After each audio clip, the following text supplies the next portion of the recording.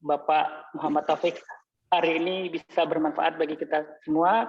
Saya kembalikan ke PIC. Terima kasih. Oke, terima kasih Pak Koko. Monggo Pak Taufik untuk pembelajaran hari ini bisa kita mulai. Dipersilahkan. Oke, Mas Danang.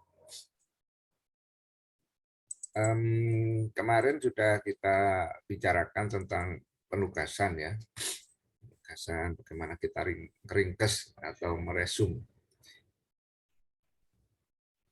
Saya sudah buka beberapa yang sudah dikirimkan ke saya. Terima kasih.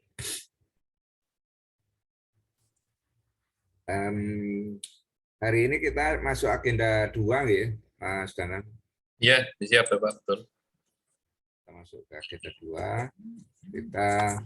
Agenda 2 ini adalah agenda yang paling utama ya, di antara agenda pembelajaran yang ada. Jadi ada 4 agenda, tetapi yang paling penting itu harus kita pahami adalah agenda 2. Agenda 2 ini adalah agenda tentang nilai-nilai dasar ASN. Yang dimaksud nilai-nilai dasar ASN itu adalah nilai-nilai dasar kepatutan. Kepatutan sebagai seorang ASN itu harus memahami, menghayati, dan menjalankan nilai-nilai yang disebut nilai dasar ASN itu. Nilai dasar ini selalu berkembang dan perkembangan terakhir yang menjadikan nilai-nilai dasar ini berubah atau berganti dari yang lalu menjadi yang sekarang itu karena memang tuntutan kebutuhan dari pelayanan publik yang harus dilakukan oleh ASN itu berkembang seiring dengan tuntutan birokrasi publik kita.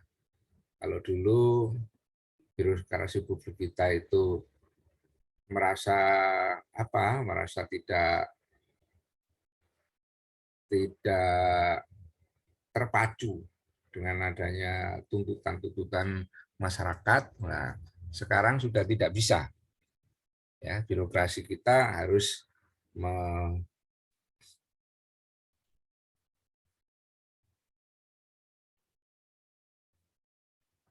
apa gambar saya? Bentar. Gambar saya kok hilang.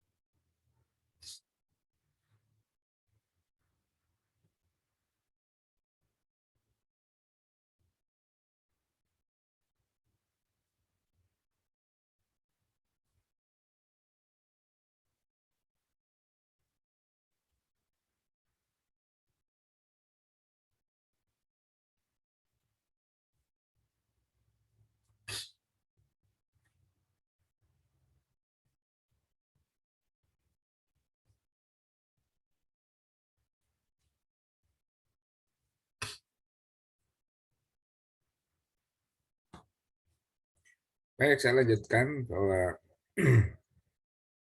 nilai-nilai dasar dari ASN itu berkembang dari waktu ke waktu dan kita sekarang sampai kepada nilai dasar ASN berakhlak. Sebelum ini nilai dasar ASN kita itu aneka, ya. Aneka itu akronim dari akuntabilitas, nasionalisme,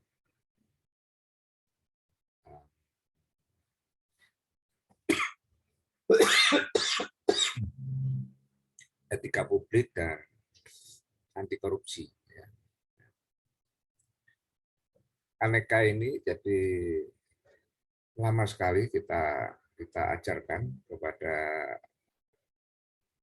ASN dan baru berubah 2019 yang lalu, ya, ketika Pak Jokowi merasa bahwa ASN itu harus berakhlak, dan berakhlak itu akronim dari berorientasi pada pelayanan,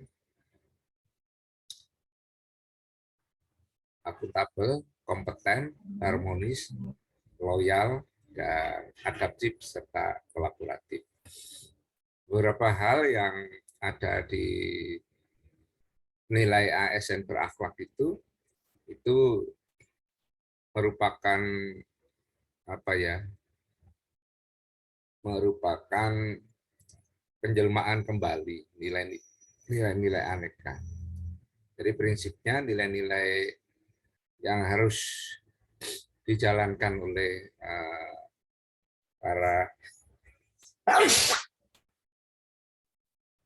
para birokrasi ASN ini adalah nilai-nilai kepatutan yang selalu berkembang sesuai dengan kebutuhan. Nah, sekarang kita harus menjalankan nilai-nilai berakhlak. Nilai-nilai berakhlak ini tidak hanya nilai dasar yang harus kita jalankan, tetapi dijadikan sebagai branding, ya, branding sebagai merek, sebagai identitasnya ASN Indonesia. Nah, karena itu maka diberikan branding dari berakhlak ini, kemudian dikenalkanlah mereknya yang dikenal dengan bangga melayani Indonesia. Itu adalah branding daripada berakhlak. Maksudnya branding itu memperkenalkan bahwa aplikasi atau aktualisasi daripada berakhlak itu ketika seseorang merasa bangga melayani Indonesia.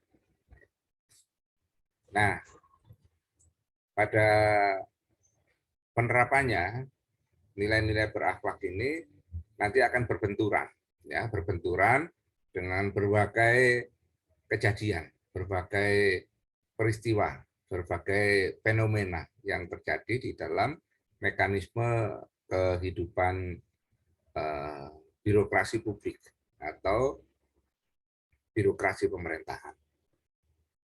Kalau kita tidak tahan, kalau kita tidak tahan iman, gitu ya, maka nilai-nilai ini hanya sekedar jargon, hanya sekedar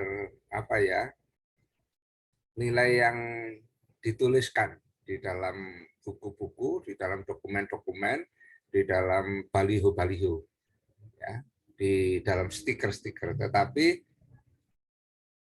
di dalam implementasinya kita bisa berbalik arah, ya, bertolak belakang dari apa yang disebut nilai berakhlak itu.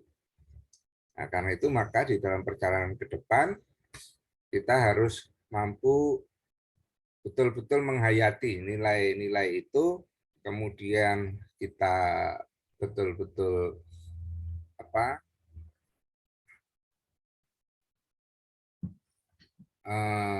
diimplementasikan sehingga kita itu menjadi ASN yang baik, ya. Jadi orang dikatakan baik itu relatif, tetapi kalau misalnya sudah menjalankan berakhlak itu paling tidak ketika kita tanyakan kepada masyarakat, si A, si B, si C, semuanya menyatakan bahwa kita baik.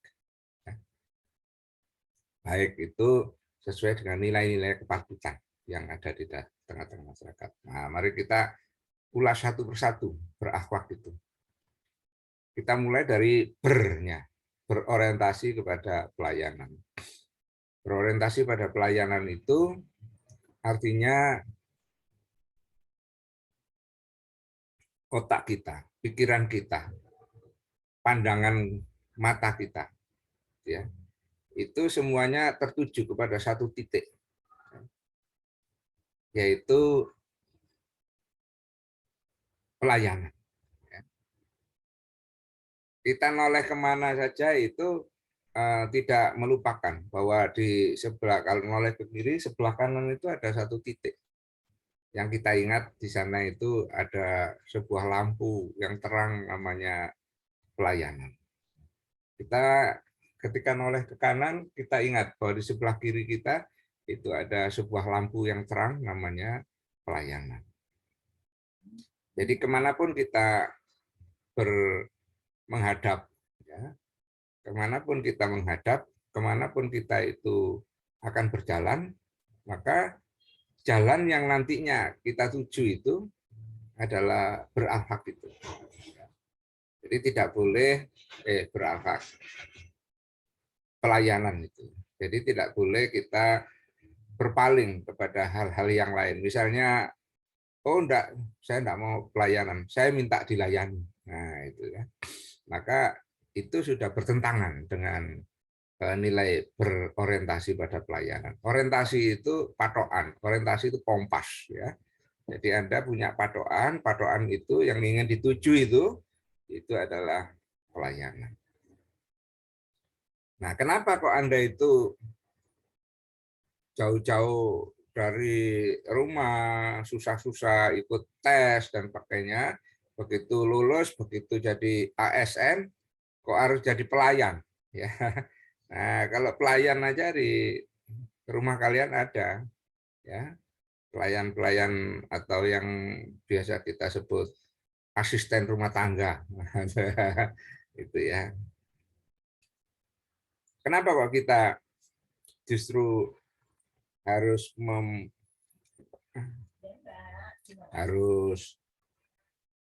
merelakan diri kita menjadi seorang pelayan, ya? Karena memang identitas kita, eksistensi kita sebagai pegawai itu mempunyai fungsi dasar, ya. Fungsi dasar pertama adalah pelaksana kebijakan pemerintah. Yang kedua, pelayan masyarakat. Yang ketiga adalah perekat persatuan kesatuan bangsa. Jadi saobah untuk Anda itu bergerak kemana, berjalan kemana, berpikir tentang apa, itu tidak boleh melepaskan orientasi Anda, pandangan Anda, ya, bahwa kita adalah pelayan masyarakat, ya. Nah, kaitannya dengan pelayan masyarakat, maka implementasi ke dalam perilaku yang pertama, kita harus tahu kebutuhan masyarakat kita yang kita layani. Siapa yang kita layani, kita harus tahu apa kebutuhannya.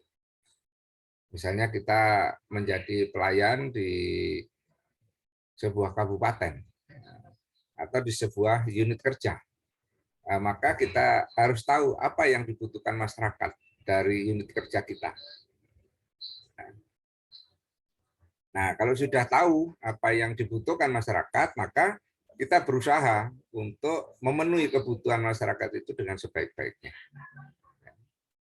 Jadi di dalam rangka untuk memenuhi kebutuhan masyarakat itu dengan sebaik-baiknya, maka kita selalu melakukan, ya. Maka kita selalu melakukan apa yang disebut dengan perbaikan.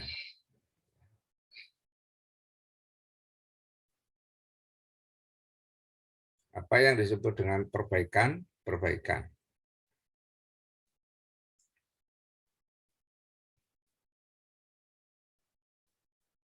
Nah, ketika kita setiap saat memperbaiki diri, maka tidak ada sedikit pun kekurangan-kekurangan kita. Kalau tak ada kekurangan, maka kita segera perbaiki. Jadi itu adalah implementasi daripada berorientasi pada pelayanan. Nah, dengan demikian, maka pelayanan yang kita berikan kepada masyarakat, kepada customer kita, itu adalah pelayanan yang terbaik. Bukan pelayanan minimum, tapi pelayanan premium yang kita kenal dengan apa? Pelayanan prima, ya. Nah, selama ini kita selalu berusaha untuk mengejar agar pelayanan yang kita laksanakan di unit kerja itu sesuai dengan standar pelayanan minimum. Nah, artinya yang kita uber itu masih pelayanan minimum. Padahal yang harusnya kita berikan kepada masyarakat itu adalah pelayanan premium, ya, pelayanan prima. Inilah yang harus kita pahami kalau kita berorientasi pada pelayanan. Satu, tahu kebutuhan masyarakat. Dua, di dalam rangka memenuhi kebutuhan masyarakat itu kita selalu melakukan ya evaluasi yang tidak pernah berhenti. Dan yang ketiga, kita harus selalu berusaha memberikan pelayanan yang terbaik, pelayanan prima. Nah, itu adalah berorientasi pada pelayanan. Sekarang yang berikutnya huruf A, ya. A di sini adalah akuntabel. Akuntabel itu kalau dipanjangkan akuntabilitas. Jadi sifat yang akuntabel itu adalah akuntabilitas. Nah, akuntabilitas ini biasanya sering disamaartikan dengan responsibilitas. Responsibilitas itu memang betul artinya adalah tanggung jawab. Tetapi tanggung jawab di dalam responsibilitas itu sifatnya tanggung jawab yang levelnya adalah ringan, ya. Tanggung jawab untuk melaksanakan sebuah kegiatan yang disuruh. Kalau sudah kegiatannya selesai, ya sudah selesai. Entah itu baik, entah itu tidak, memenuhi syarat atau tidak, memenuhi selera atau tidak. Nah, itu mana ada urus, pokoknya kegiatannya sudah selesai. Nah, itu responsibilitas. Nah, kalau akuntabilitas ini makna aslinya adalah pertanggunggugatan. Kalau yang responsibilitas pertanggungjawaban. Jadi akuntabilitas ini sejak awal sudah bersedia untuk diseneni, bersedia untuk pasang badan, bersedia untuk pasang muka, untuk mempertanggungjawabkan barangkali yang dia laksanakan itu tidak sesuai dengan yang diharapkan oleh yang menyuruh. Siapa yang menyuruh? Ya bisa bosnya, bisa atasannya, bisa masyarakat. Nah, jadi akuntabel ini adalah proses sebuah proses pertanggungjawaban seorang ASN kepada masyarakat yang paling tinggi.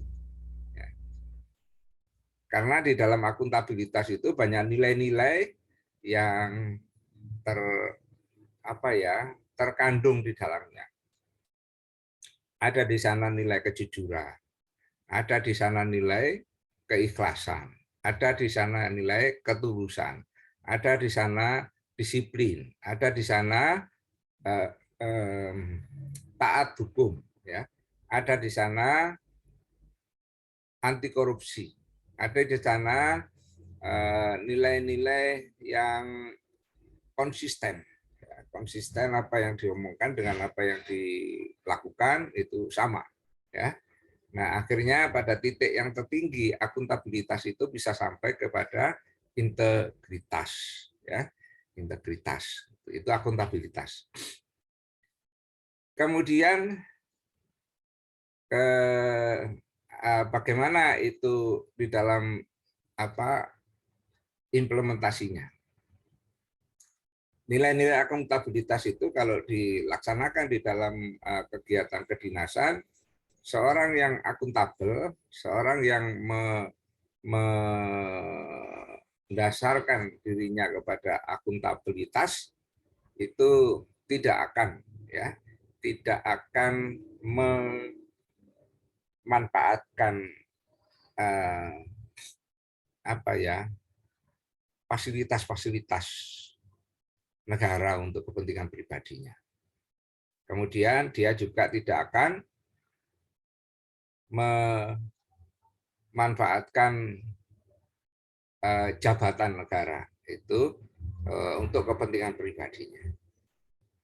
Kemudian dia juga mampu keluar dari konflik kepentingan. Apa yang dimaksud dengan konflik kepentingan itu adalah ketika kita melaksanakan tugas. Ketika kita melaksanakan tugas, entah levelnya yang level rendah atau sampai level tinggi, itu ada di sana amanah. Amanah yang harus diwujudkan. Nah, jadi amanah itu adalah semacam semacam tanggung jawab yang tidak boleh diingkari. Nah, seorang yang akuntabel itu tidak terdorong untuk memanfaatkan kewenangan dia sebagai seorang pejabat tertentu untuk kepentingan dirinya sendiri. Contoh adalah ketika seorang kepala BKD,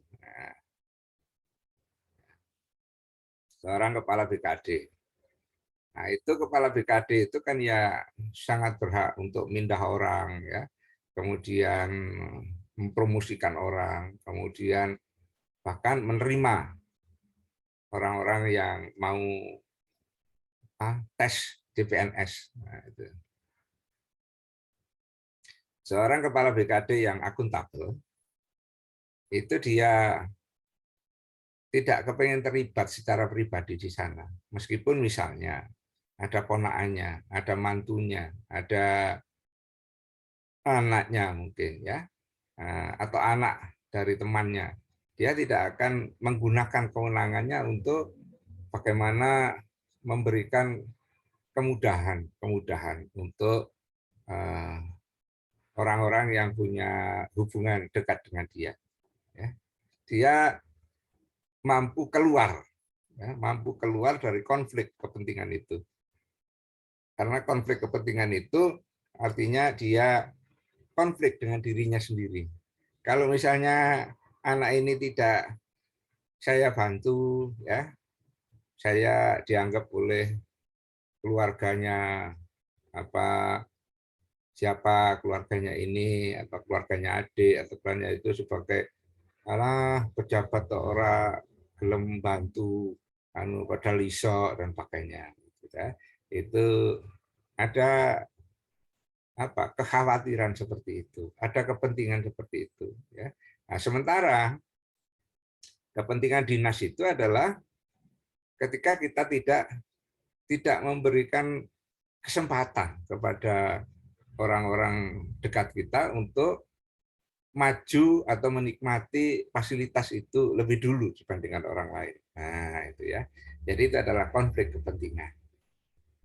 Nah, orang yang akuntabel akan mampu untuk membebaskan dirinya dari konflik kepentingan seperti itu.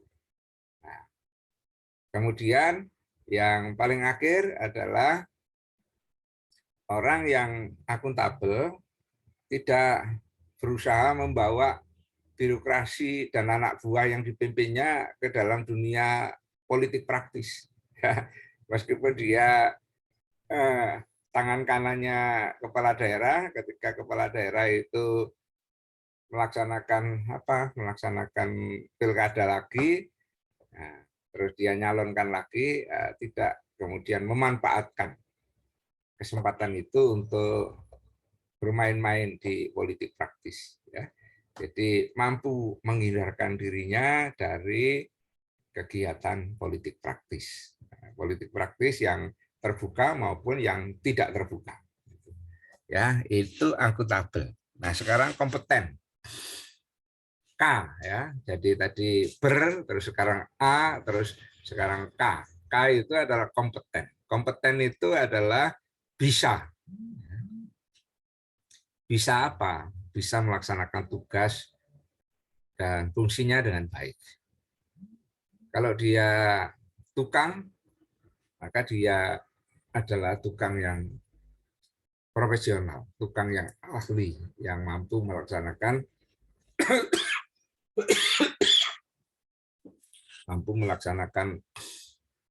profesinya dengan sebaik-baiknya. Jadi kompeten itu adalah bisa, mampu, dan ahli di bidangnya. Kalau di lingkungan kita, ASN, pegawai negeri, itu kompetensi itu ada 5. Ada kompetensi yang bersifat atau ada hubungannya dengan kepemimpinan atau kompetensi manajerial. Itu nanti dilakukan peningkatan kompetensi manajerial itu ketika Anda ikut pelatihan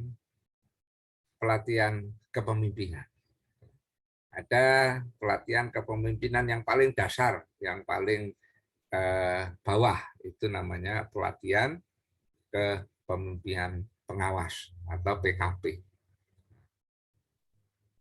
Di sana seorang pejabat yang mempunyai fungsi pengawas dilatih untuk betul-betul bisa menjadi pemimpin pelayanan.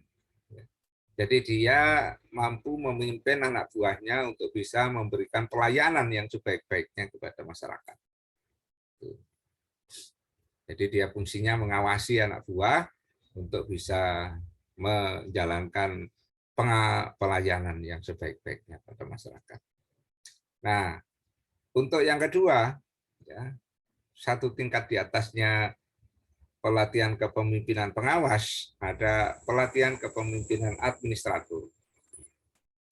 Targetnya adalah peserta ini dijadikan sebagai pemimpin kinerja.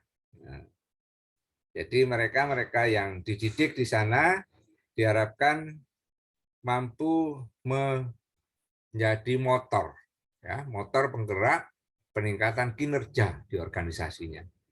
Dia ngawasi para pengawas di tingkat bawah untuk bisa menjalankan tugasnya sebaik-baiknya sesuai dengan standar kinerja yang ditetapkan. Nah, kemudian dia juga memberikan puding, memberikan asupan, memberikan masukan-masukan, kontribusi-kontribusi pemikiran maupun tenaga kepada pimpinannya, kepada pimpinan unit kerja. Di sini ada kepala dinas, ada kepala badan, ada camat, ada apapun yang menjadi atasan langsungnya. Nah, jadi dia ke bawah itu backup, di bawah itu supervisi, di bawah itu memberdayakan, lah ke atas dia memberikan kontribusi positif. Ya, jadi itulah namanya pejabat administrator. Nah, itu pelatihannya disebut PKA, pelatihan kepemimpinan administrator. Nah, tingkat kompetensi manajerial atau kompetensi kepemimpinan yang berikutnya adalah kompetensi untuk para pejabat, kepala unit kerja, kepala dinas, kepala badan, ya, di tingkat kabupaten kota, atau di tingkat provinsi, atau di tingkat pusat, di kementerian dan lembaga non-kementerian. Nah, apa targetnya? Targetnya adalah mereka ditargetkan menjadi pemimpin strategis. Kenapa kok disebut dengan pemimpin strategis? Karena apa yang dia pikirkan, apa yang dia lakukan, itu adalah merupakan bagian daripada strategi jangka panjang dari birokrasi Indonesia. Ya. Jadi mereka berusaha untuk bagaimana memaksimalkan kinerja dari organisasi perangkat daerah untuk bisa mewarnai kegiatan penyelenggaraan pemerintahan dan pembangunan di kabupaten kota, di provinsi maupun di kementerian-kementerian. Nah, disitulah mereka diminta untuk berpikir secara visioner, panjang ke depan. Disitulah mereka harus mampu mempunyai sebuah naluri untuk bisa agile. Agile itu tulisannya agile. Ya. Nah itu kalau dibahasakan dalam bahasa Indonesia itu terengginas dan terampil. Nah, itu ya. Terampil, terengginas ketika menghadapi sebuah kondisi deadlock, ya, kondisi yang tidak bisa ditembus, gitu ya. Buntu, nah, istilahnya. Dia tidak tergesa-gesa, aduh ampun, terus mengibarkan bendera putih. Nah, itu bukan itu, ya. Jadi mereka digembleng untuk menjadi seorang pemimpin yang betul-betul agile, ya, terengginas, terampil, mampu mengatasi permasalahan yang seberat apapun di lingkup organisasinya. Nah, di atas itu adalah pelatihan kepemimpinan nasional tingkat 1. Nah, tadi tingkat 2. Ini adalah untuk para direktur di kementerian, ya, atau para kepala biro di provinsi, atau kepala dinas provinsi yang memiliki potensi untuk naik ke atas. Ya. Nah, ini adalah sebuah pelatihan yang menjadikan mereka itu mampu menghubungkan potensi-potensi yang ada di berbagai daerah, terutama di provinsi-provinsi, menjadi sumber daya nasional yang siap digunakan. Nah, pemikiran mereka tidak boleh lagi sektoral. Pemikiran mereka tidak boleh lagi terkotak-kotak. Jadi mereka seharusnya yang ikut pelatihan kepemimpinan tingkat 1 ini sudah menjadi seorang yang Indonesia banget. Indonesia banget. Pikirannya pikiran Indonesia. Bukan pikiran Jakarta, bukan pikiran Surabaya, bukan pikiran yang lain-lainnya. Nah, jadi mereka mampu mengkolaborasikan potensi-potensi berbagai kegiatan-kegiatan strategis di tingkat daerah menjadi kegiatan nasional. Karena itu maka mereka ditargetkan menjadi apa? Menjadi pemimpin kolaboratif. Nah, itu adalah pelatihan-pelatihan di bidang kompetensi manajerial. Sedangkan kompetensi yang bersifat teknis, ya pelatihannya sesuai dengan kegiatan teknis yang mereka butuhkan. Demikian juga fungsional. Fungsional juga seperti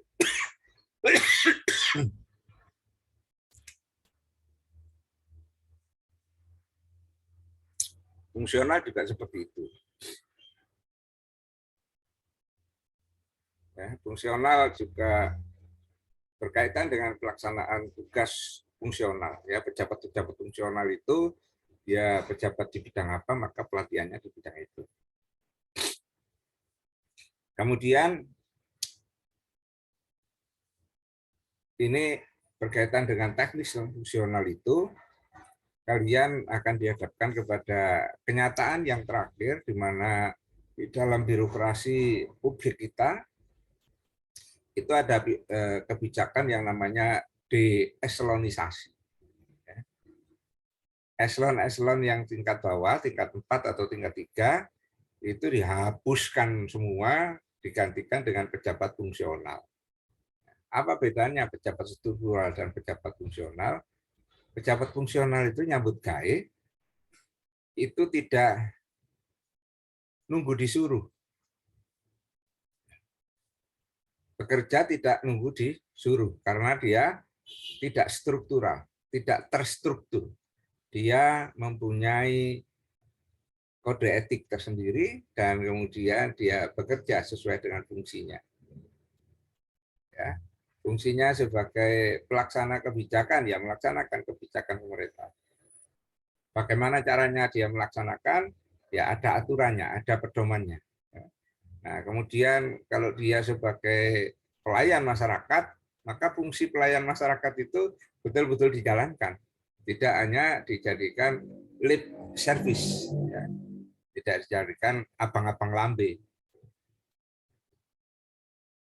Itu bedanya antara pejabat fungsional dengan pejabat struktural. Nah, kalau struktural, dia bekerja berdasarkan struktur jabatan. Dia tidak akan mengerjakan pekerjaannya anak buah. Dan dia tidak akan mengerjakan pekerjaannya atasan. Jadi sesuai dengan strukturnya. Nah, kadang-kadang ini dijalankan terlalu kaku, sehingga pada saat masyarakat membutuhkan pelayanan lintas struktur tidak terlayani. Nah, itu bisa dilayani melalui jabatan fungsional yang tidak berstruktur, tetapi kemudian lebih luas cakupannya. Itu adalah kompetensi teknis dan kompetensi fungsional. Nah, kemudian kompetensi berikutnya adalah kompetensi sosial kultural. Kompetensi ini di masa-masa sekarang ini, di masa-masa pandemi COVID, di masa-masa revolusi industri 4.0 bahkan 5.0 itu sangat dibutuhkan. Sayangnya tidak banyak pelatihan, ya. Tidak banyak pelatihan yang menyinggung-nyinggung tentang kompetensi sosial kultural ini. Karena apa? Karena memang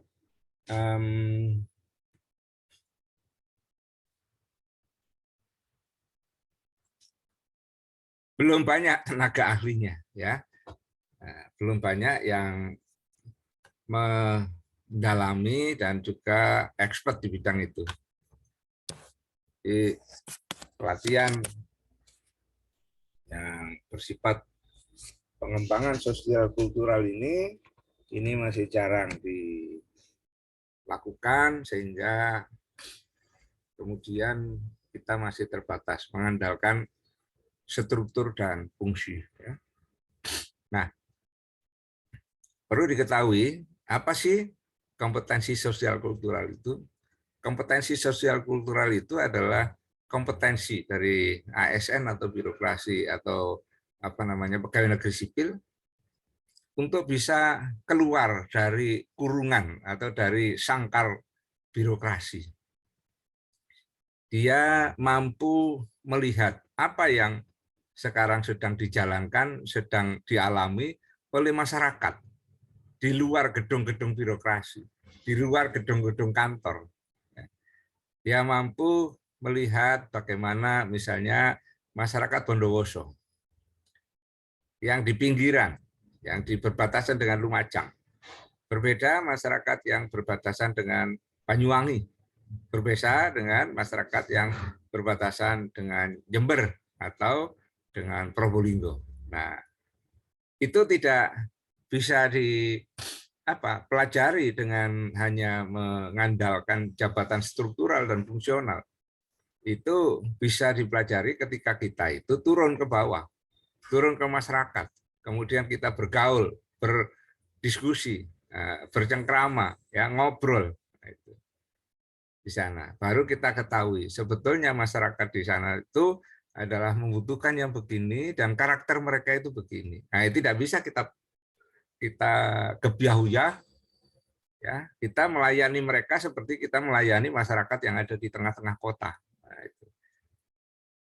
Nah, kemudian sisi lain daripada sosial kultural ini adalah kita membawa Indonesia di situ. Ya, kita membawa Indonesia dalam konteks kehidupan bermasyarakat, berbangsa, dan bernegara di tengah-tengah masyarakat. Nah, jadi di sana kita berbicara masalah wawasan kebangsaan, bagaimana penerapannya. Kita berbicara masalah ketahanan, bicara tentang kewaspadaan, ya, dan seterusnya dan seterusnya. Kita bicara Indonesia di tengah-tengah masyarakat. Itu adalah kompetensi sosial kultural. Ada lagi satu kompetensi yang juga tidak banyak diajarkan, yaitu kompetensi pemerintahan. Bagi kepala dinas, kepala badan, atau kepala unit kerja pada level bidang, itu di dalam Undang-Undang Nomor 23 Tahun 2014 tentang pemerintahan daerah, itu diwajibkan, gitu ya, diwajibkan untuk memiliki kompetensi pemerintahan. Nah, bisa dibayangkan kalau misalnya karena kepala daerahnya ini adalah kiai, nah itu saya gitu. Terus kemudian yang disenangi adalah guru-guru madrasah, ya, kemudian guru-guru ngaji. Nah kemudian karena dia merasa bahwa mereka itu mampu di matanya, maka guru madrasah itu diangkat jadi camat. Diangkat jadi camat. Guru ngajinya diangkat jadi apa? Jadi Pak Mudin, ya, di kelurahan misalnya. Dan seterusnya dan seterusnya. Nah, ini undang-undang ngancam, ya. Undang-Undang Nomor 23 Tahun 2014 itu mengancam kepada kepala daerah yang melakukan kegiatan promosi tanpa memperhatikan pasal tersebut, yaitu pasal yang menyaratkan tentang pejabat pemerintah itu memiliki kompetensi pemerintahan atau setidak-tidaknya pernah menjabat di bidang kepemerintahan atau kepamongkerajaan, maka jabatannya bisa dianulir oleh gubernur, ya. Nah, itu diancam. Ya, memang selama ini belum ada seperti itu, ya, belum ada. Tetapi ini hanya gambaran bahwa kompetensi itu seperti itu. Kompetensi itu luas, bisa kita kembangkan baik melalui pelatihan-pelatihan resmi seperti sekarang ini maupun pelatihan-pelatihan tidak resmi melalui kegiatan yang disebut dengan corporate university, ya, corporate university. Ya, nanti kita terangkan di belakang. Baik, itu adalah kompeten. Sekarang kita masuk ke harmonis, ya. Harmonis adalah suatu kondisi di mana pihak-pihak yang berbeda di dalam sebuah unit kerja itu tidak mempermasalahkan perbedaannya, tetapi membahas dan kemudian mengunggulkan persamaan di antara mereka. Jadi Mas Kuku, Mbak Putri, Mbak Nurul, ini kalau dilihat orangnya, karakternya sing siji cerewet, ya, sing siji eblas, ya. Kemudian yang satu pendiam, gitu, ya. Nah, ini punya karakter sendiri-sendiri. Nah, kalau misalnya kita itu nggak terbuka, nggak melakukan komunikasi yang efektif di antara kita, itu bisa saling curiga. Jenenge Mbak Putri wis gak ngomong kayak ngono ya gak nyaut blas meneng, nah itu ya. Nah itu Mas Kuku bisa begitu itu. Nah Mbak Nurul nang jenenge wong eblas, nah itu ya. Cari ini Mas Kuku. Aku lho tuman-tuman aja cuman tuman Nurul ngomong gak ono titik gak ono koma ya, misalnya gitu ya. Nah, hal-hal kecil ini akan menjadi bibit-bibit ketidakharmonisan di dalam bekerja, ya. Jadi nanti di dalam pekerjaan itu bagaimana kita mengedepankan persamaan, ya, ketika kita Nurul senengannya apa toh lek anu pecel pedes apa gak pedes oh tepak aku ya seneng pecel pedes. Nah, terus Putri ya aku sajane gak seneng pecel tapi seneng pedes aku. Nah, berarti aku ya sembarang pecel pedes pokoknya. Nah, Akhirnya ketemu persamaannya, terus andok ya, andok ke warung pecel gitu. Akhirnya lama-kelamaan cair ya, lama-kelamaan perbedaan-perbedaan karakter itu cair. Itulah contoh paling sederhana dari nilai harmonis. Nah, itu kita harapkan bisa dikembangkan di dalam pekerjaan di unit kerja masing-masing. Jangan mempermasalahkan perbedaan, tetapi coba membicarakan kesamaan-kesamaannya untuk mengerjakan pekerjaannya itu secara bersama-sama, secara kompak, secara kolaboratif. Itu adalah harmonis, ya. Karena memang kita itu kemanapun kita akan ketemu perbedaan. Kemanapun kita akan ketemu perbedaan. Nah, ini kan sebagai contoh saja, kalian ini sama-sama CPNS, sama-sama dihasilkan dari tes CPNS, ya. Tetapi ketika Anda kumpul di dalam sebuah asrama nanti, itu beda. Yang satu itu punya kebiasaan begini, yang satunya begini, yang satunya begini. Nah, kebiasaan-kebiasaan yang berbeda itulah sering menimbulkan atau menyebabkan terjadinya friksi di antara itu. Kalau tidak diselesaikan itu terbawa sampai romantik, itu sampai jadi pegawai gitu ya. Jadi kenangan-kenangan indah, kenangan-kenangan tidak indah selama kegiatan latsar itu akan terbawa sampai tua, sampai Anda menjadi pegawai tua gitu ya. Contoh konkretnya adalah ketika saya itu CPNS itu bersama-sama dengan Pak Indra Ranu, ya.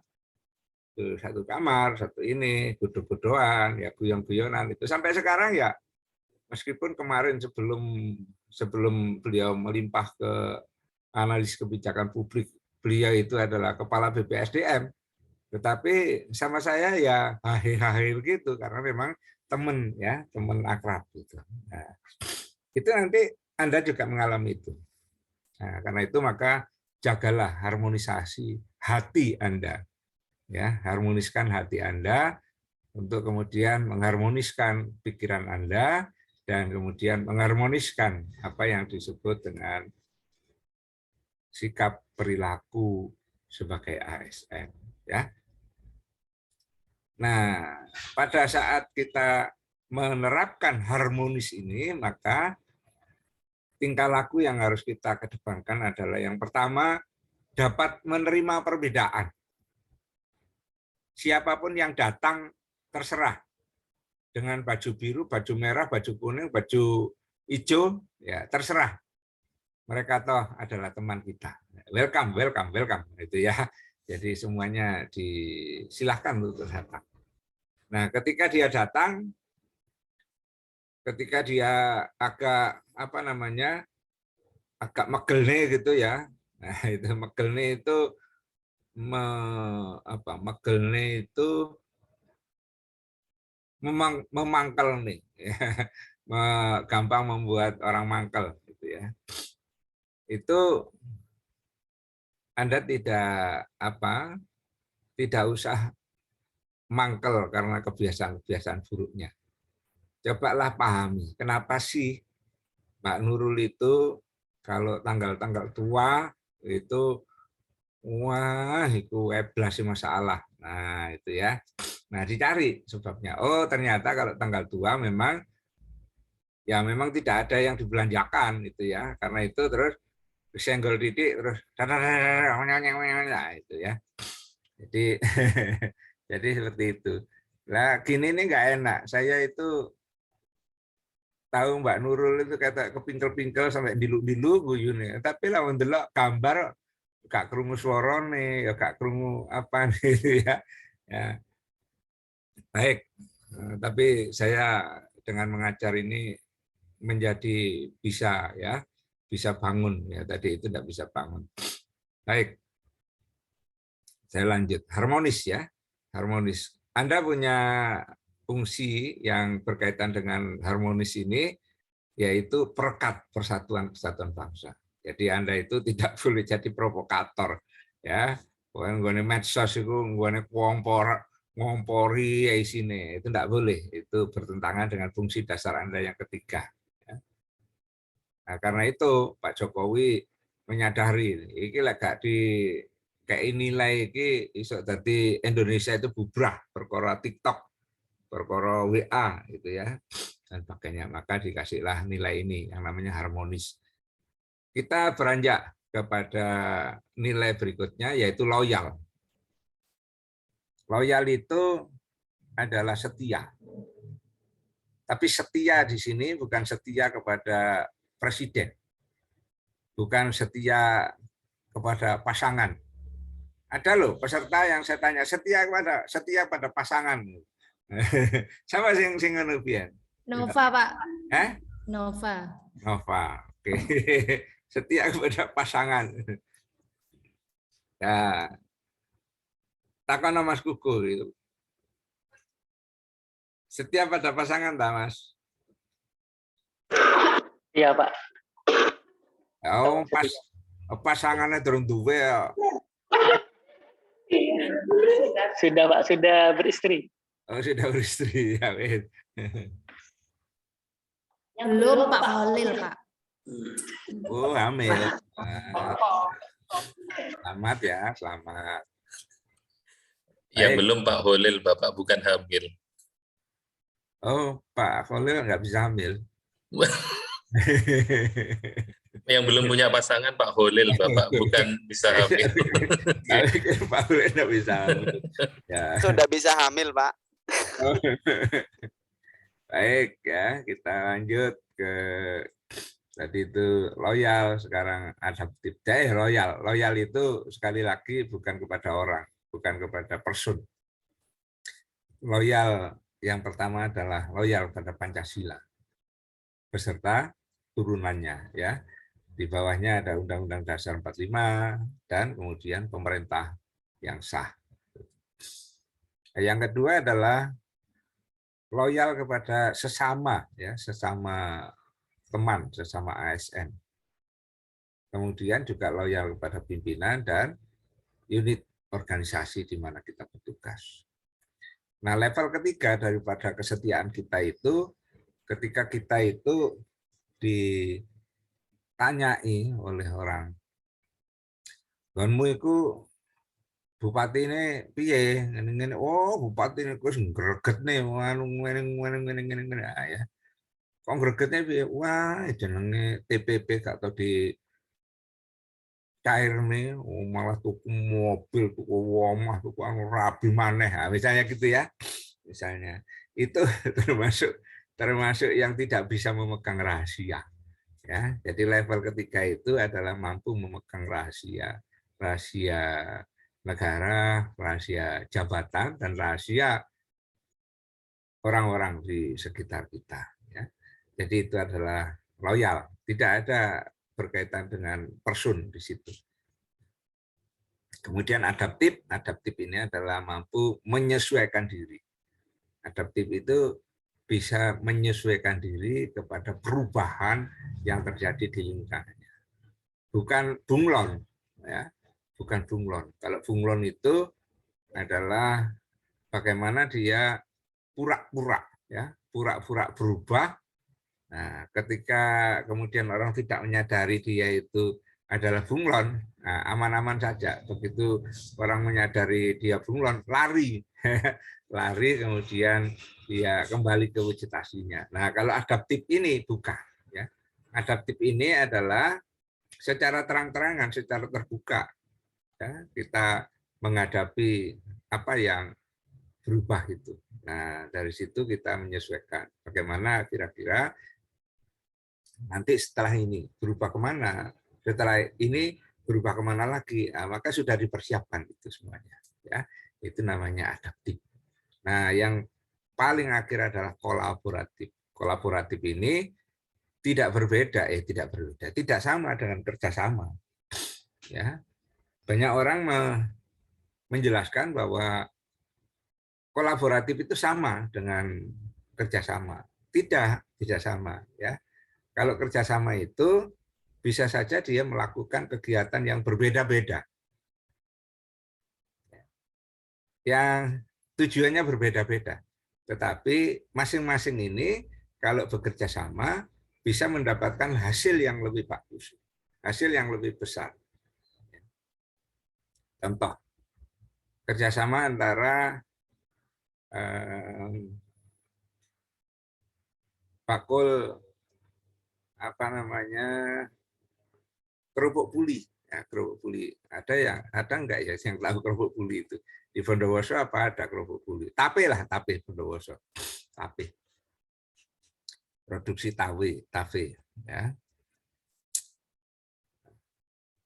Pedagang tape itu kalau misalnya dia partai besar, tidak mungkin dia itu kemudian nanam pohon ya, nanam pohon. Jadi bakul tape itu mau membuat tape terus nanam pohon dulu berhektar-hektar.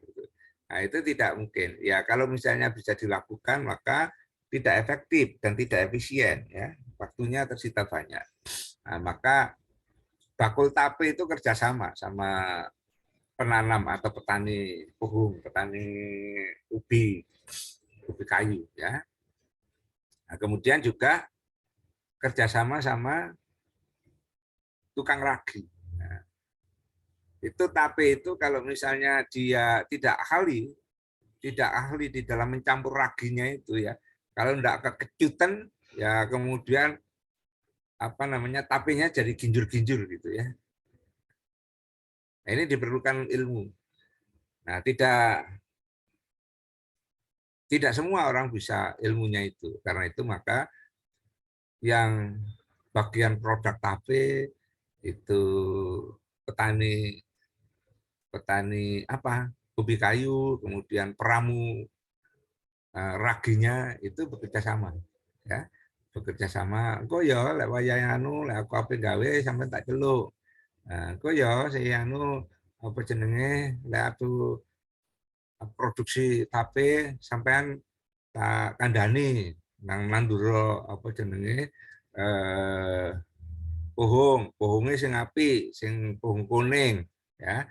Jangan pohon biasa, lek pohon biasa rasanya gak legi ya, misalnya gitu ya. Nah, ini kegiatannya beda-beda tetapi kemudian dikerjasamakan untuk menghasilkan sebuah produk ya. Nah, tapi kalau kolaborasi itu kegiatannya sama. Ya.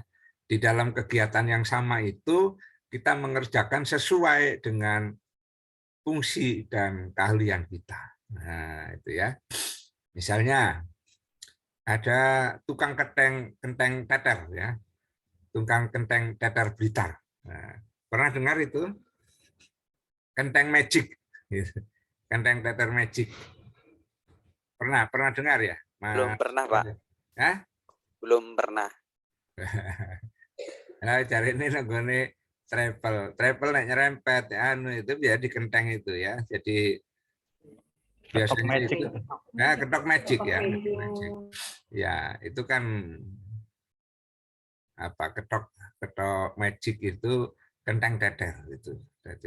Nah, itu aksinya ya dia itu kalau nggarap seperti orang mukul centeng padahal enggak gitu ya. Padahal enggak.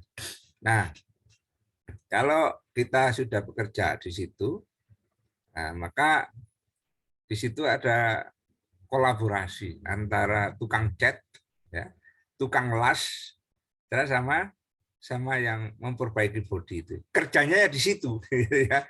Kerjanya ya di situ. Tidak dibawa pulang ke rumahnya. Gitu ya.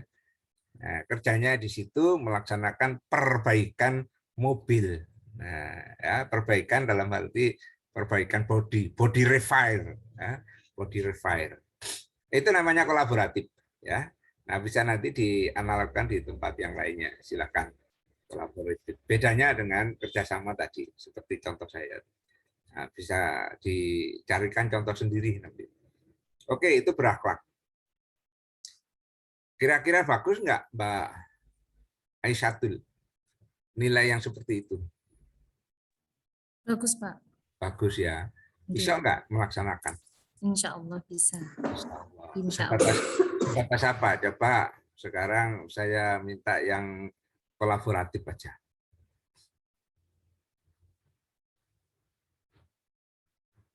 Contohnya, Pak.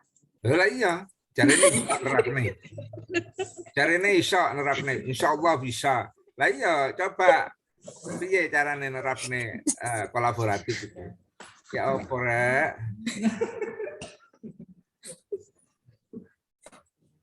Misalnya kerjasama dengan kepala sekolah, Pak. Kolaboratif. Kolaboratif, Pak. Kolaboratif, bukan kerjasama. Ini beda. Sesuai dengan fungsi dan keahliannya itu kan. Iya.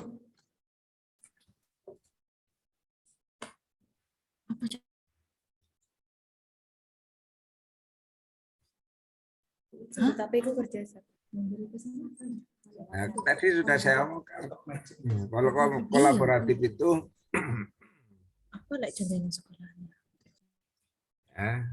Nah itu kolaboratif bedanya dengan kerjasama itu kalau kolaboratif melaksanakan kegiatannya itu sama meskipun orangnya berbeda.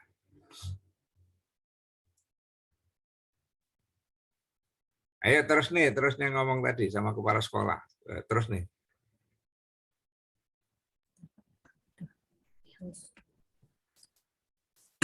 Misalnya kita berdiskusi tentang bagaimana cara apa global. Yuk enggak. Kalau misalnya berdiskusi dengan kepala sekolah, cara bagaimana mengembangkan inovasi pembelajaran di sekolah, Pak. Ya, terus bentuk kolaborasinya gimana? Bentuknya gimana?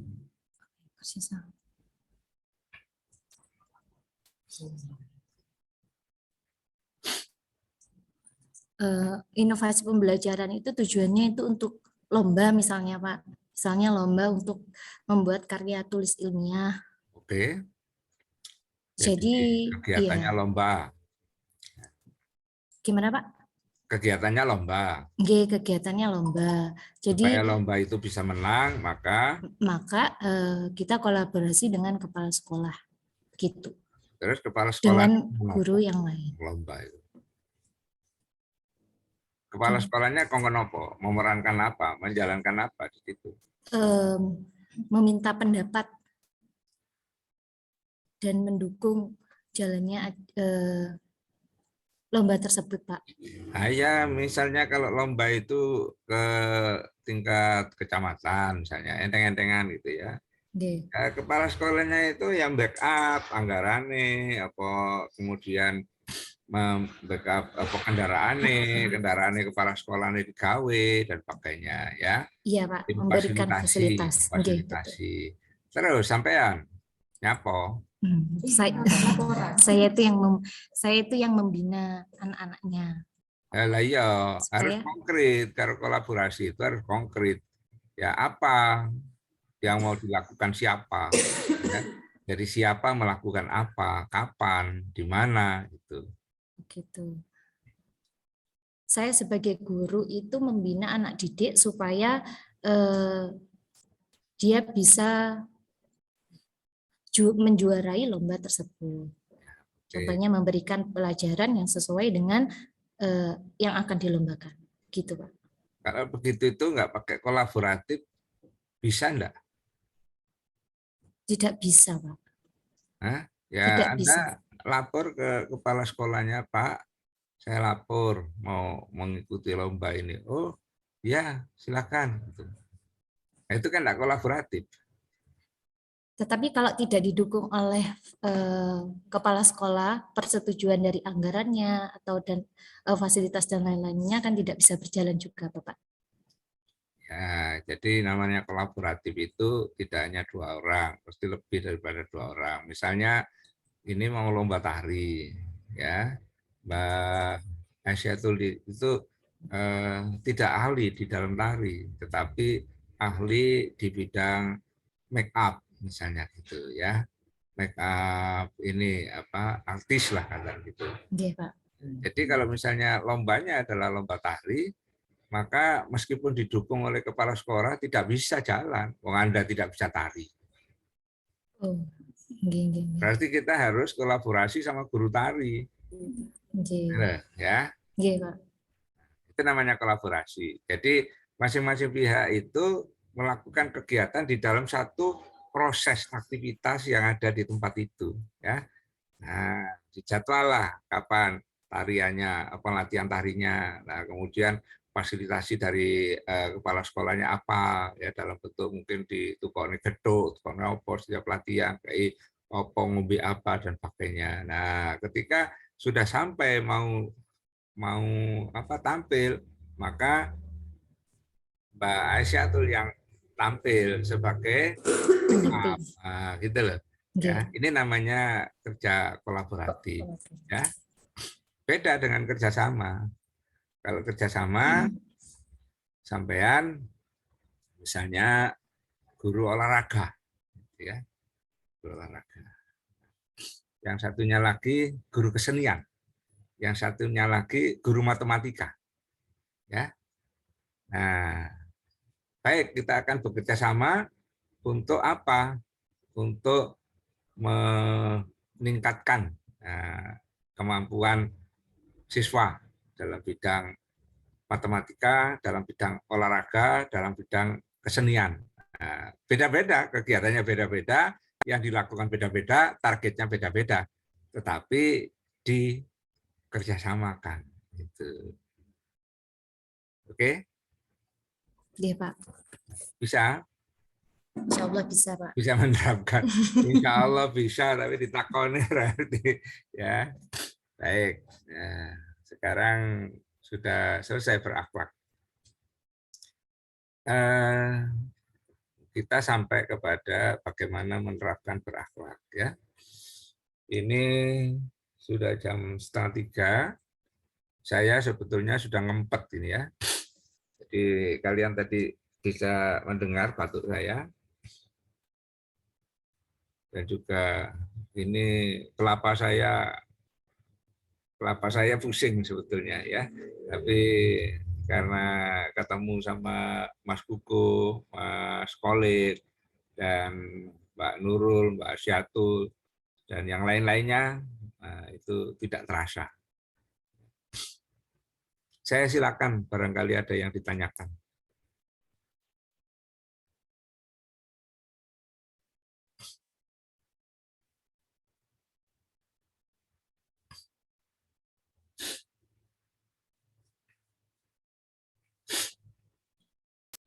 Monggo.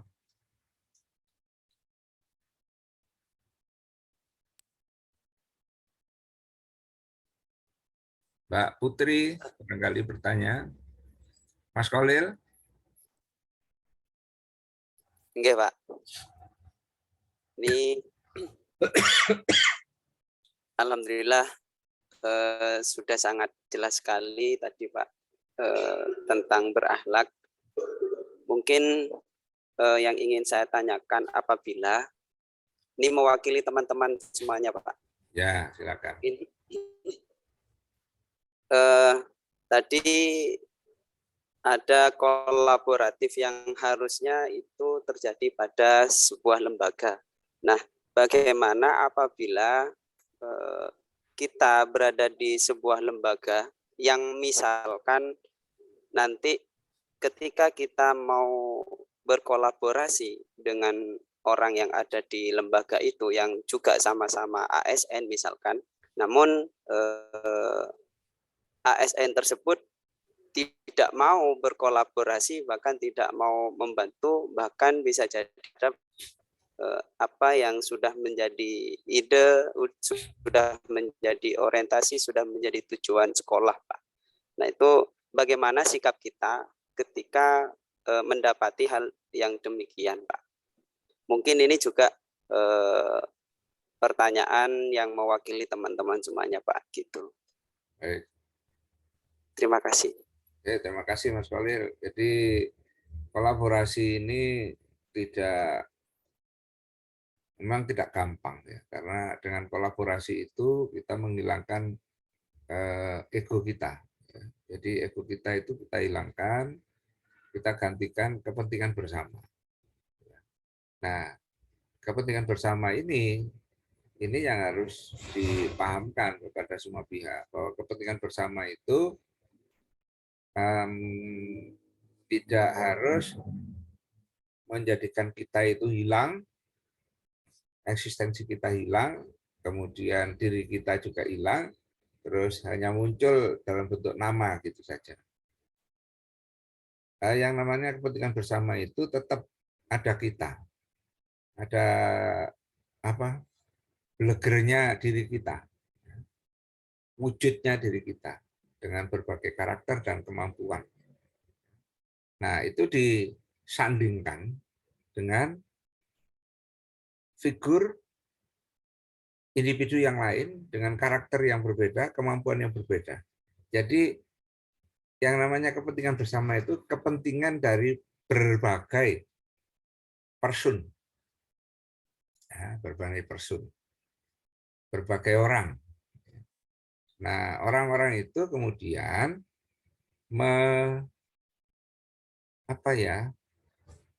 menghilangkan keinginan-keinginan yang bersifat pribadi, tapi memunculkan keinginan-keinginan yang kira-kira itu bisa diterima oleh orang lain-lain. Jadi begitu Mbak Aisyatul ngomong itu langsung diterima, oke. Mbak Rizky ngomong, oke. Mbak Nova ngomong, oke. Nah, itu ya. Jadi oke, akhirnya jadikan inilah kesepakatan bersama untuk diwujudkan melalui kegiatan kolaboratif itu.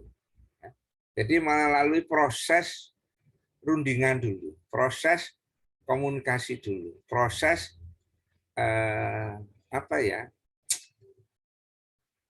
berbincang-bincang dulu. Kalau misalnya kolaborasi ini gagal, maka gagal itu pasti ada dalam tahapan kita tidak mampu meyakinkan orang yang kita ajak kolaborasi itu. Karena tidak mampu meyakinkan orang yang kita ajak kolaborasi, dia melaksanakan kegiatan sendiri dan lebih berhasil. Kalau seperti itu ya kita tidak bisa ngomplain dia.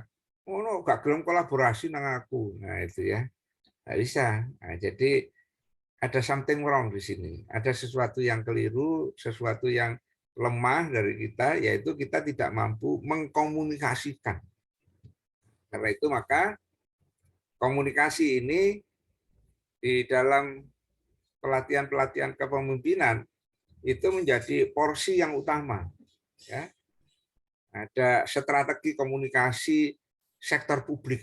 Nah, itu. Jadi bagaimana komunikasi itu dibagi-bagi menjadi beberapa. Nah, ada komunikasi yang disebut komunikasi asertif. Ada komunikasi satu arah, komunikasi dua arah, dan sebagainya. Terus kemudian ada yang paling akhir itu, yang paling bagus adalah komunikasi asertif. Komunikasi yang di dalam kita mengkomunikasikan pesan yang ingin kita sampaikan itu, kita enggak ngoyok, enggak ngeyel itu katanya orang Jawa itu, enggak ngeyel. Kita melihat siapakah komunikan kita, siapakah orang yang kita ajak komunikasi. Mungkin bahasa untuk Mbak Nova berbeda dengan bahasa yang digunakan untuk Mbak Putri. Demikian juga berbeda dengan bahasa yang digunakan untuk Pak Rizky. Nah, jadi seperti itu Mas Khalil tentang bagaimana sikap kita menghadapi orang yang tidak mau kita ajak kolaboratif. Kolaboratif ini kan jenjang kerjasama yang paling tinggi. Jadi kalau misalnya tidak mau ya nggak apa-apa, jangan dipaksa. Ya, kita buktikan saja bahwa kalau kita melakukan kegiatan itu secara kolaboratif, kemudian didukung oleh teman-teman yang lain, ASN yang lain, nah kemudian dia bisa melihat bahwa sebetulnya tidak ada yang dirugikan dari itu. Ya. Nah, sehingga kita bisa membuktikan kepada dia bahwa yang kita tawarkan itu adalah sesuatu yang baik. Nah, pasti nanti pada kesempatan berikutnya dia akan mau kita ajak kolaborasi. Nah, itu saya kira Mas Kolil. Oke, Bapak, terima kasih atas penjelasannya. Saya kembalikan. Ya. Ini saya mau izin Mas Danan untuk apa namanya mengakhiri ya.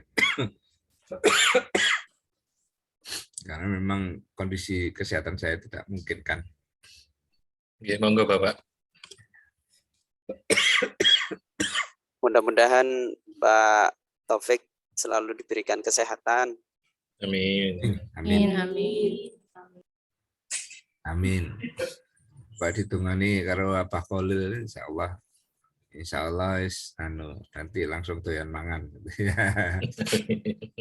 Mas Danan itu background-nya sudah dikirim ya? Iya, sebentar lagi saya kirim Bapak. Saya forward ke jenengan. Ya, kok ketok ya api. Baik, terima kasih Mas Danan. Dengan demikian saya berdiri dulu. Dengan catatan kalau misalnya ada hal-hal yang kurang jelas, perlu dikomunikasikan, monggo komunikasi lewat grup atau telepon ya, langsung telepon. Monggo. Langsung telepon Oke. guys, lah telepon. Ya, ngapunten untuk tugas apa ada Bapak untuk sekarang? Hari ini ya. Oke. Ya. Jadi tugas untuk individu. Nah, tugas untuk individu adalah kalian mencari nilai-nilai mana yang paling paling apa namanya Anda idolakan dari berakhlak ini. Kemudian carilah contoh-contoh konkret yang positif dari nilai yang kalian favoritkan itu dan berilah ulasan ya, berilah ulasan. Ulasannya ya seperti yang kalian berikan kepada saya melalui penugasan kemarin ya. Jangan lupa itu ditulis dengan format majalah. Jadi formatnya format koran gitu ya, format koran. Jadi tidak tulisan seperti HBS itu ya, tulisan enggak. Jadi tulisannya bisa dibagi 2 atau 3, kemudian ada ilustrasi-ilustrasinya. Nah, seperti itu. Untuk grup tidak ada. Sekarang individu saja. Karena saya melihat ternyata memang penjelasan saya itu sebetulnya jelas ya. Jelas. Itu semua orang kalau ditanya jelas kalau saya jelaskan. Tapi mereka itu ketika saya suruh melakukan, nah itu ya, itu biasanya terus angel gitu ya. Nah, karena itu maka saya tugaskan kepada kalian mencari contoh-contohnya yang positif, bagaimana penerapan nilai-nilai berakhlak. Tidak semua, kalau bisa semua ya monggo, tapi kalau tidak bisa ya yang difavoritkan saja ya. Nah, ada masing-masing individu itu 3 nilai lah gitu ya. 3 nilai. Kabupaten berapa nilai, Pak? 3 ya, 3 nilai. Nah, kalau Mas Kolil mau yang semuanya ya enggak apa-apa. Lebih baik ya, lebih baik. Kan ya nilainya beda. Nilainya beda. Yang hanya 3 nilai dengan yang 7 nilai kan ya berbeda. Baik. Oke, mohon maaf Pak, saya mungkin biar teman-teman tidak terlewat, jadi mencari nilai yang paling diidolakan minimal 3, nggih. Kemudian cari contoh positif dari nilai yang sudah dipilih tersebut, nggih Pak. Seperti itu. Oke, terus buat ulasan ya di situ. Jadi ulasan, jangan sekedar milih nilai ini, terus contohnya ini, nilai ini contohnya diulas ya, dibuat pembahasan seperti orang nulis artikel gitu ya. Oke, siap Pak. Untuk tugas yang kemarin dikumpulkan setelah ini, insya Allah Pak. Ya, terima kasih. Ada yang sudah ngirim 1 ke saya langsung itu. Sob itu Mas Syafir. Untuk yang kemarin isu-isu sampun ditanyakan teman-teman. Nggih, ini Pak Delit, bentar lagi yang tugas isu itu mau kami kirim. Oh, yang isu ya, isu yang Nggih, Pak. selingan itu untuk nambahi setiap agenda itu. Ya, tadi saya lupa nanyakan Mas Danan ya, karena ini konsentrasinya terpecah antara bertahan duduk di sini sama bertahan dari pusing kepala. Ya, Bapak. Baik, saya kira sudah jelas untuk yang isu dikumpulkan berikutnya ya. Karena itu sebetulnya tidak harus sekarang, itu adalah pembahasan untuk agenda 4, tetapi harus kita cicil. Kalau tidak, maka biasanya kita kaget terus sakar PDW, pokoknya sak ketemu nih ya. Tapi kalau begini bisa kita bahas setiap saat ya. Oke, teman-teman itu bingung kemarin berapa isu yang minimal dikemukakan Bapak seperti itu. Oh, kalau isu itu silakan saja ketemu berapa. Ketemu 1 ya 1, ketemu 2 ya 2, ketemu 3 ya 3. Tapi kemudian dipilih hanya 1 isu yang sesuai dengan tupoksinya. Nah, baru setelah ketemu 1 isu, dari 1 isu itu kita breakdown, ada beberapa masalah di dalamnya. Nah, jadi ada isu, itu adalah babokannya masalah, atau mbok-mbokannya masalah. Ketika kita buka kotak isu itu, maka di situ berloncatan masalah-masalah. Nah, masalah-masalah yang teridentifikasi dari isu itu nanti kita inventarisir. Ada 4 masalah, ya diinventarisir 4. Kalau ada 5, ya diinventarisir 5. Nah, kemudian nanti kalau di pembahasan rancangan aktualisasi, maka masalah-masalah hasil kita menginventarisir dari isu itu nanti kita analisis sehingga kita hanya menemukan 1 masalah saja. 1 masalah saja itu yang kita pecahkan untuk 1 bulan ke depan. Sedangkan yang isu yang kita temukan isu tadi itu adalah masalah jangka panjang. Masalah jangka panjang yang tidak mungkin kita pecahkan sekarang karena kita hanya punya waktu 1 bulan. Ya. Nah, kita tidak ada kegiatan milestone atau kegiatan jangka pendek, jangka menengah, jangka panjang. Tidak seperti di Diklat PIM atau di PKP. Ya, di sana kan ada milestone jangka pendek, milestone jangka menengah, jangka panjang. Maka kita ngomongnya komprehensif ya. Kalau itu ngomongnya isu itu ya masalah itu sendiri. Kalau itu di PKP atau di PKA atau di PKN. Kalau di sini di Latsar, karena mereka itu hanya 1 bulan, tidak ada jangka menengah, jangka panjangnya, maka isu itu adalah masalah jangka panjang. Nah, yang sekarang tidak mungkin dipecahkan karena itu harus di breakdown menjadi masalah saat ini. Nah, itu. Ya, jadi isu itu kumpulan masalah, kemudian di breakdown dapat masalah-masalah 1, 2, 3, 4, 5. Nah, setelah itu dianalisis. Jadilah 1 masalah. Pakai AKPL atau pakai USG. Nah, setelah itu ada gagasan. Ya, gagasan itu bisa banyak, tetapi kita pilih 1. Bagaimana kita milih gagasan-gagasan itu? Nah, milihnya bertanya kepada literatur, baca literatur. 2, tanya kepada teman-teman atau senior-senior, ya, secara empiris mereka kalau menangani masalah ini bagaimana. Nah, kemudian yang ketiga kita lihat aturan. Ya. Nah, akhirnya kita ketemu ada beberapa alternatif pemecahan masalah. Misalnya ada 4 atau ada 3.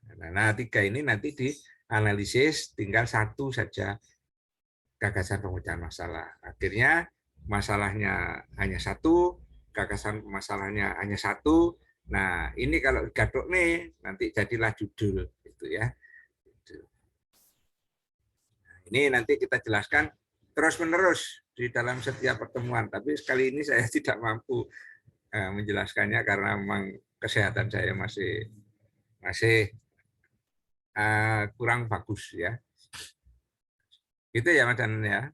Ya, siap Bapak. Terima kasih. Ya. Terima kasih juga dengan mengingatkan dan menanyakan, membantu teman-teman yang lainnya. Oke. Baik, saya mau diri dulu. Saya akhiri. Alhamdulillahirrahmanirrahim. Bila itu berkali-kali. Assalamualaikum warahmatullahi wabarakatuh. Waalaikumsalam. Terima kasih Pak Taufik. Cepat sembuh. Terima kasih Bapak. Sehat Bapak.